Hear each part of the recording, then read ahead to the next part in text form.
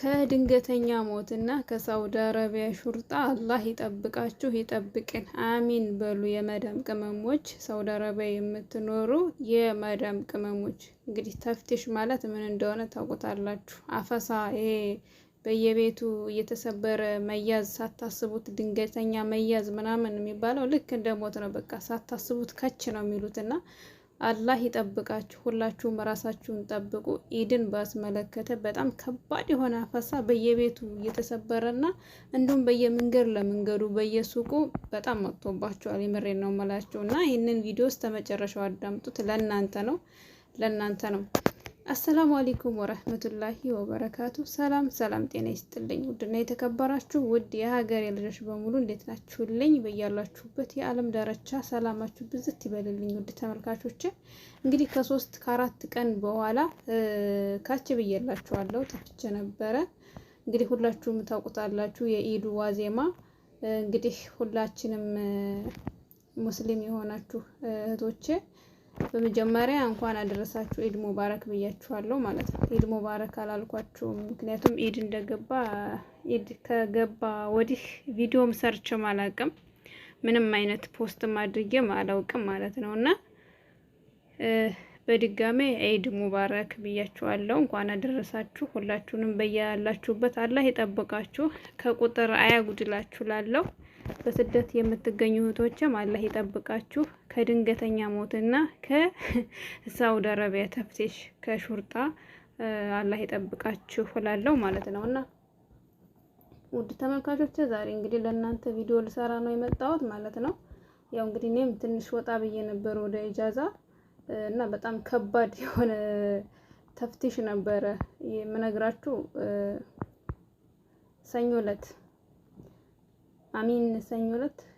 ማክሰኞ ዕለት ማለት ነው። ማክሰኞ ዕለት በጣም የሚያስፈራ የሚያስጨንቅ ተፍትሽ ነበር።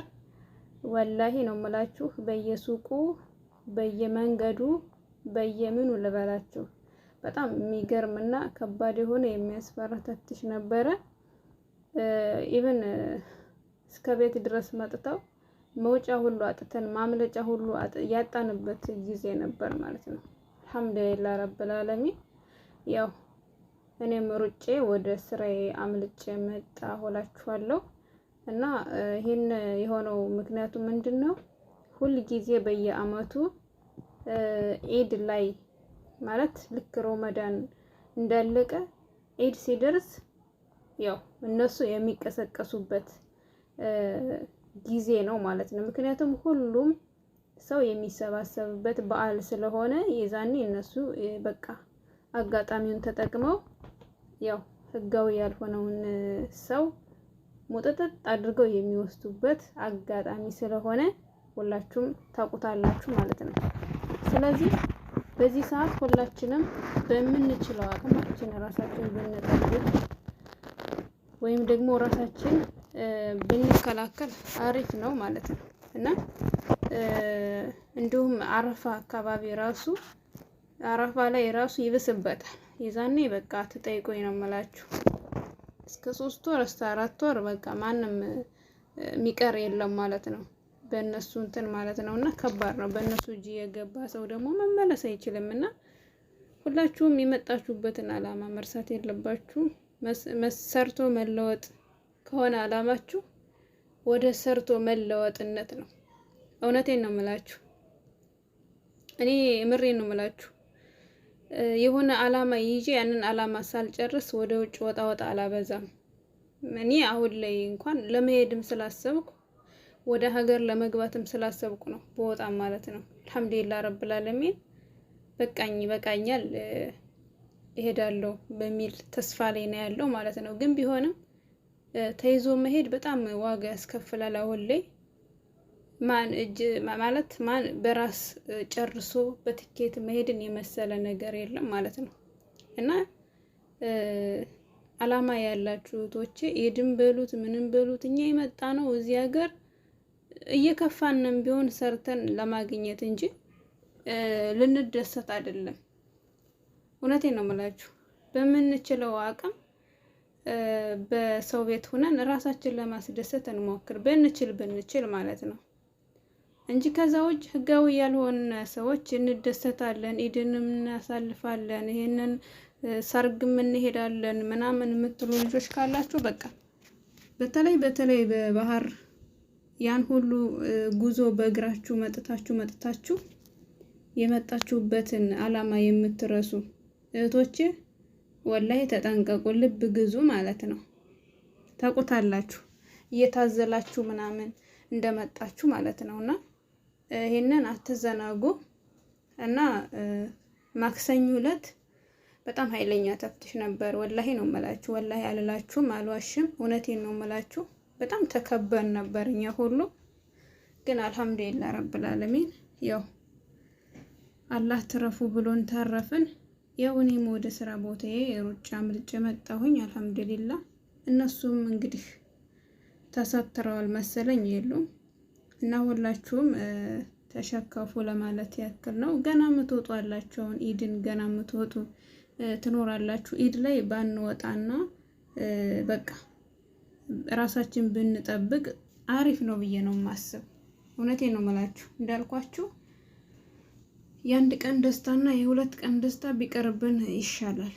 የሁል ጊዜ ጸጸት ይዘን ከምንሄደው ታውቃላችሁ። ኢትዮጵያ ላይ ደግሞ ምን አይነት ችግር እንዳለ፣ ምን አይነት የኑሮ ውድነት እንዳለ ታውቁታላችሁ። ያ ችግር ያንን መከራ ያንን ስቃይ ለማስወገድ ነው ባህር አቋርጣችሁ ስንት በባዶ እግራችሁ እስኪደማ ድረስ የመጣችሁት አይደለ? እውነቴን ነው የምላችሁ። ትንሽዬ በቃ አልፍ ሲል ያ መከራ ያ ጭንቀት ያ ስቃይ ልፍ ብሎ አሲሬቱንም ምኒቱንም ጥጥት ካደረጉ በኋላ እንደው ጭራሽም ጥጥ አድርገው እርስት ያደርጉና ወጣ በየሰርጉ በየሱቁ በየኢጃዛ ቤቱ መንከልከል እና እንደዚህ የምታደርጉት ወጭ እባካችሁ ልብ ግዙ። እውነቴን ነው የምላችሁ። ሰርታችሁ የሆነ ነገር ይዛችሁ በቃ የመሄድ አላማ ላይ ስትደርሱ ችግር የለውም። ይዛኔ እንኳን ትንፍስ ስንበል ብትሉ ችግር የለውም። ግን እዚህ ሀገር ሰርቶ የመለወጥ አላማ ያላችሁ ገንዘብ የሌላችሁ እንይዛለን ገንዘብ ሰርተን ገናነን ምንም የለንም ቤተሰቦቻችንን እንለውጣለን የምትሉ እህቶች አርፋችሁ ቤታችሁ ስሩ ለማለት ያክል ነው ማለት ነውና አይዟችሁ፣ አላህ ይጠብቃችሁ።